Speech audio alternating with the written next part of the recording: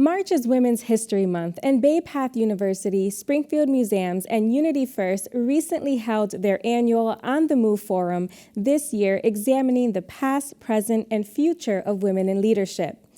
I spoke with forum organizers Janine Fondon, chair of the Undergraduate Communications Department at Bay Path, and Dr. Andrea Hickson-Martin, the graduate program coordinator for elementary and early childhood education, to discuss the insights found and lessons learned regarding the role of women in leadership in America. One of the concerns actually was in the top three was the issue of the pandemic, how it has more widely impacted women versus men.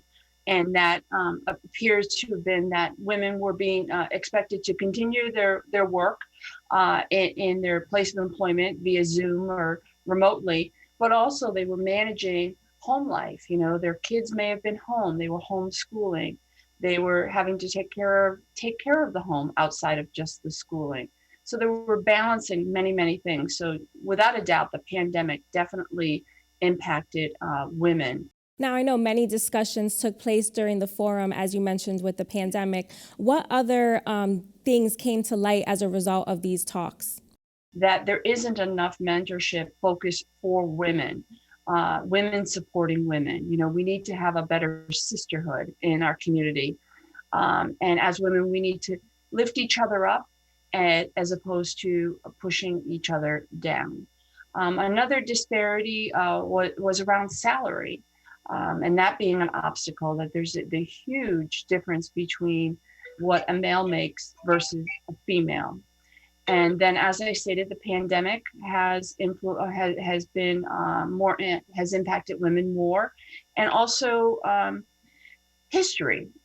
History has shown that it has been a white male-driven society with traditional beliefs and education myths about, you know, men being better at math than women was another theme that came out. And also, of course, the lack of childcare for women, and also adult aging parent care tends to fall on females more than men. The national statistics also support all that we found. And there was one quote by President Doran of Bay Path University, who said that there was an IBM study, she quoted an IBM study, that C-suites around the country and world still have made not much progress since 2019. And also there was another study quoted that, again, as Andrea had mentioned, that, you know, Black women and women of color are often the lowest paid, the less promoted, less, recognized for their work and, diligence in the workplace. So there are a lot of national statistics that justify all that we found. Now, the spotlight often gets shined on women on the national stage, but what are some of the contributions we are seeing locally from women? We have some really strong representation of women in higher education in this area. You know, with our own president, Sandra Doran, president of Bay Path, you know, I can think of Dr. Mary Beth Cooper from Springfield College.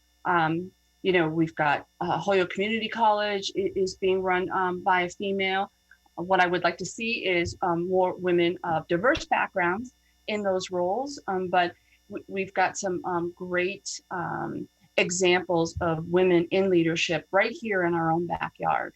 Yes. And also when you think of, I'm so glad you mentioned that around education, Andrea, because we had with us Tracy Gaynor, who leads the African American Female Professors Organization, which is a relatively new organization, but it's supposed to, really function to raise the level of engagement with women professors. And if we look at that statistic, I believe it's like less than 3% of your full-time professors are women of color. Nationally, we have seen an increased presence of women in leadership roles, most notably being the election of the first female vice president. What is the impact of Kamala Harris? I just remember that, I had chills that evening when we finally announced, right, that the Biden-Harris ticket had won. I just thought that there are so many little girls out there that now have a vice president of the United States that they can aspire to be and be just like. It just is incredible. I mean, again, we have so much more that we need to do to level the playing field, but this was definitely a step in the right direction. What we have to remember with her, rise to that role, I think it's also coming with the fact that there's a lot of work to do. Mm-hmm. So I, as much as, we are all focused on, that it's great to see her. I love when she says she will be the first, but she may not be the last, which is great. And understanding that what I think she represents is the fact that, we have work to do. When our voices appear in spaces, it's about doing the work. So I appreciate that. And, it's wonderful when we can see history in the making. But as we see her, we see everyone across our communities, especially those women who are out there, doing what they need to do to create changes. We acknowledge what the obstacles were, but there were action steps that all the groups came up with. What do we need to do as women? We need to offer each other mentorship, networking, partnerships. We need to use, and I myself, as a white woman, I need to use my privilege as being a white woman to help others, not to exclude, to be an advocate, to support, for systemic change to occur. And we need to claim, as women, we need to claim what is ours and have self-belief and not fall into the imposter syndrome, and know that we can step into our power.